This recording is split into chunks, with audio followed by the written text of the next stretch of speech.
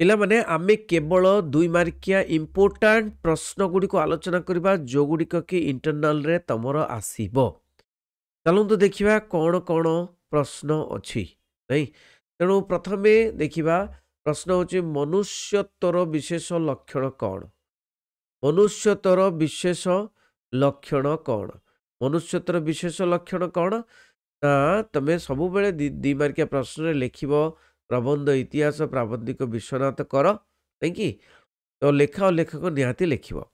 मनुष्यत्वर विशेष लक्षण कौन ना चिंताशीलता सूक्ष्म दृष्टि बा तत्व निरूपण प्रयासी मनुष्यत्वर विशेष लक्षण।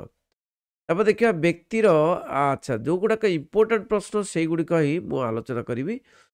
सूक्ष्म दृष्टि संपन्न चिंताशील श्रेणीर मनुष्य मानक प्रति दृष्टि निक्षेप कले कौन बुझा जाए से लिखिब इतिहास प्राबंधिक विश्वनाथ कर देखि तो कौन ना सूक्ष्म दृष्टि संपन्न और चिंताशील श्रेणीर मनुष्य मानक प्रति दृष्टि निक्षेप कले मनुष्य जे अनंत देवंकर प्रतिकृति बोली बुझा जाए।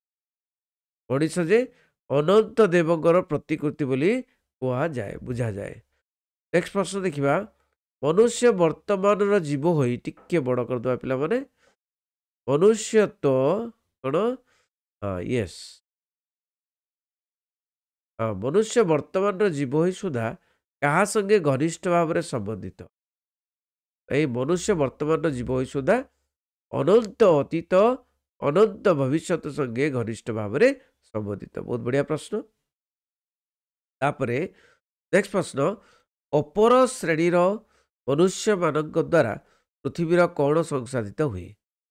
अपर श्रेणीर मनुष्य मानक द्वारा पृथ्वीर नाना विधि उन्नति संसाधित हुए। नेक्स्ट प्रश्न मनुष्य अनंत अतीत अनंत भविष्य संगे संबंध विच्छिन्न हेले कौन हेबो। यदि सी अनंत अतीत अनंत भविष्य संगे संबंध विच्छिन्न हम ताले मानव जीवन मूल्य आउ किछि रहिबो नाही। 8 नंबर प्रश्न देख पिला माने इंपोर्टेंट प्रश्न मनुष्य केउठी को अवतरण कले नर कंकाल देखिबो। मनुष्य पाद मूलरू निम्न देश को अवतरण कले नर कंकाल देखिबो नहीं। अच्छा तापर देखिबा नेक्स्ट प्रश्न यस इटा गोटे प्रश्न क्यों कथा श्रवण कले प्राण अवसन्न हो पड़े। क्यों कथा लक्ष लक्ष महाप्राणी विनाश वार्ता श्रवण कले प्राण अवसन्न हो पड़े। जो लक्ष लक्ष महाप्राणी महापुरुषकर विनाश होती कथा श्रवण कले। नेक्स्ट प्रश्न देख नेक्स्ट प्रश्न क्या हराई कौनसी व्यक्ति बा समाज उन्नति लाभ करि न पारे। क्या हराई साधुता सरलता सत्यनिष्ठा मैत्री क्षमा साहस वीर्य यही प्रभृति योग्यतार लक्षण हराई कौन व्यक्ति समाज उन्नति लाभ करिपरिबो नाही। नेक्स्ट प्रश्न कहार विनाश अनिवार्य। कहार विनाश केवल सत्य संगे विरोध जार जे सत्य संगे विरोध करे ताहार विनाश अनिवार्य। 7 नंबर नेक्स्ट प्रश्न मानव समाज मध्य केउ व्यापार चिरकाल लगी अछि। मानव समाज मध्य सत्य संगे घनिष्ठ संपर्क हेतु उन्नति करने सत्य संगे विरोध हेतु विनाश घटवा व्यापार चिरकाल लगी रही। तो दुईटा जिनस कौन मानव समाज मध्य चिरकाल लगी रही। गोटे हूँ सत्यर घनिष्ठ संपर्क हेतु उन्नति हम और सत्य संगे विरोध कले विनाश हम।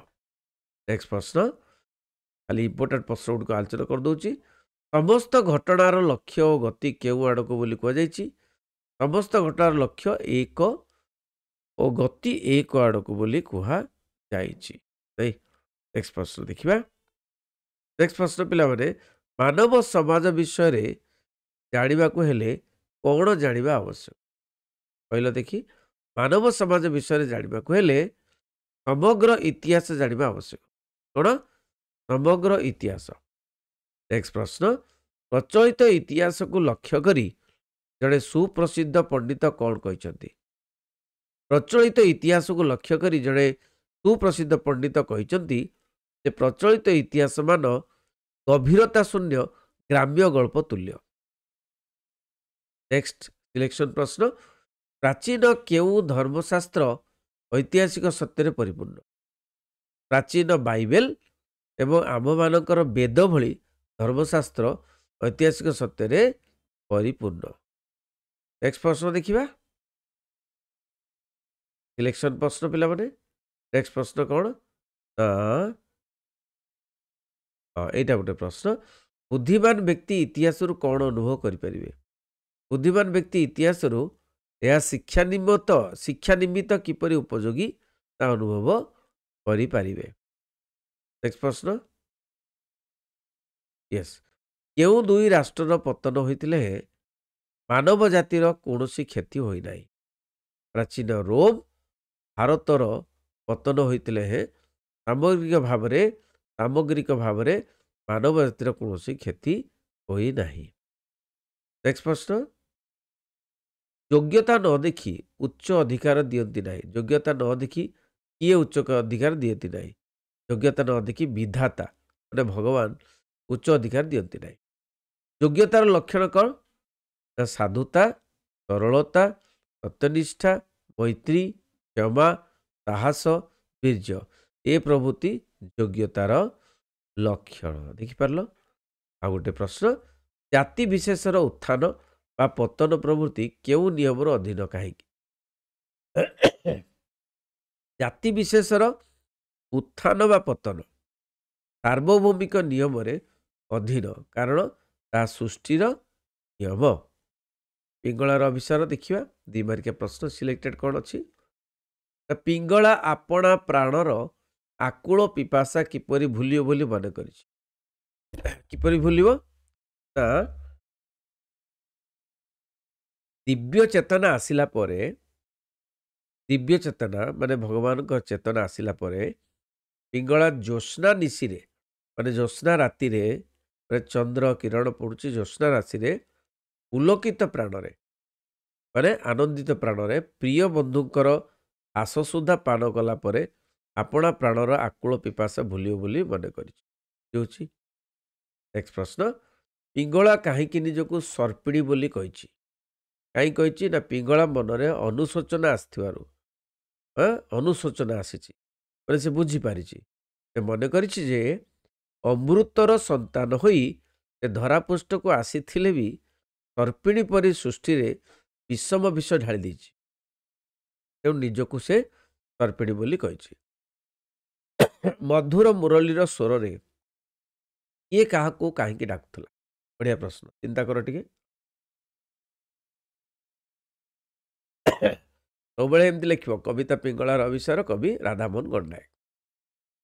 ମଧୁର ମୁରଲୀ ସ୍ୱରରେ ପିଙ୍ଗଳା ଜୀବନର ପ୍ରିୟତମ ପିଙ୍ଗଳାକୁ କଳୁଷ କାଳିମାରୁ ମୁକ୍ତି ଦେବା ପାଇଁ ଡାକୁଥିଲା।